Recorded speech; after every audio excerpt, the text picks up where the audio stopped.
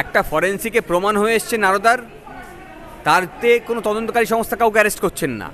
আর যা এখনও ফরেন্সিকে যায়নি তার আগেই বলে দিলেন যেটা সঠিক। তাহলে বুঝে নিতে হবে যে একটা রাষ্ট্রীয় চক্রান্তে যে প্রতিবাদী তাকে গ্রেপ্তার করা হচ্ছে, আর যারা অপরাধী তাদেরকে ছেড়ে দেওয়া হচ্ছে।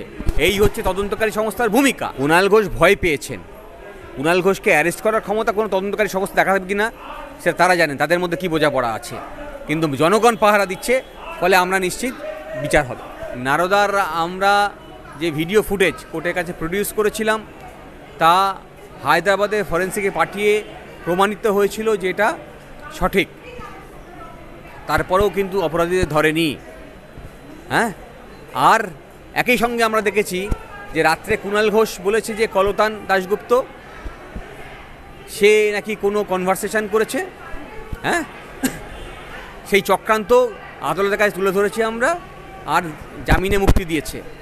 ফলে কোনো ক্ষেত্রে সরকার প্রোঅ্যাক্টিভ রোল নিচ্ছে, আর কোন ক্ষেত্রে তদন্তকারী সংস্থারা ইনঅ্যাক্টিভ হয়ে আছে তার থেকে বুঝে নিতে হবে যে কারা সক্রিয় আর কারা নিষ্ক্রিয়। কুণাল ঘোষ তো নিজেই চুরির দায়ে 50টা কেসে অভিযুক্ত হয়ে আছে।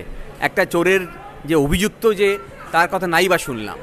আমরা বিজ্ঞানকে বিশ্বাস করি, আমরা ফরেন্সিকে বিশ্বাস করি। সেই ফরেন্সিকে একটা প্রমাণিত হয়েছে, একটা প্রমাণিত হওয়ার আগেই তাকে অপরাধী করে দেওয়া হয়েছে, যা কুণাল ঘোষ বলছেন। সেটাই আমরা বলার চেষ্টা করছি যে কুণাল ঘোষের কথায় পুলিশ অ্যারেস্ট করছে, আর একটা প্রমাণিত হওয়ার পরেও অ্যারেস্ট করছে না।